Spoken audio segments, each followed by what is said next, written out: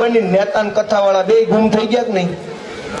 તો મારી તમને વિનંતી છે કે મંદિરમાં કે ધર્મના નામે પાવલી પણ આપવાનું બંધ કરી દો. પાવલી નહીં, સ્પષ્ટ એક પાવલી આખું 1 વર્ષ સુધી આપવાનું બંધ કરી દે આખું જીરા ગામ. અને દર મહિને તમને જે ધર્માદો કરવાનું મન થાય એ ધર્માદો જીરા ગામના ફંડમાં આપો.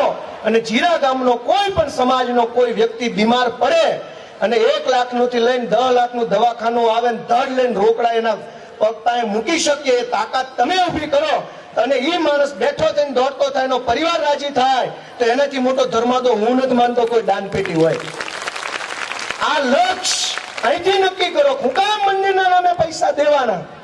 અને તમારા છોકરા ઉપરથી ટપકીને 2 મોત મળે ત્યારે એક પણ માણસ જો તમારી ખબર પૂછવા આવે તો કયો ઠાઠડીને ટેકો દેવા ન આવે ને ઈ જાત છે આ લોકોને, તમે એને પૈસા આપો.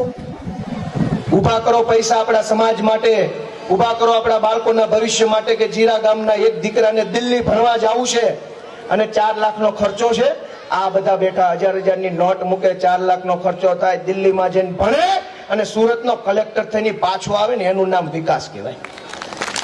દાન પેટીમાં ગમે એટલા નાખો, જિંદગીમાં તમે હાજા માંડા હશો, તમને 5 રૂપિયા નથી પાછા નહીં મળે. એટલે રોકાણ એવી જગ્યાએ કરવું કે જ્યાંથી તમને 10 નું કરો રૂપિયો પાછો મળતો હોય ને તો ત્યાં કરવાનું. બાકી 10 નું કરો અને આમાં બીજા 20 નાખવાનું થાય એવી જગ્યાએ રોકાણ આપણે ભલામણ ધંધાદારી માં કરાય.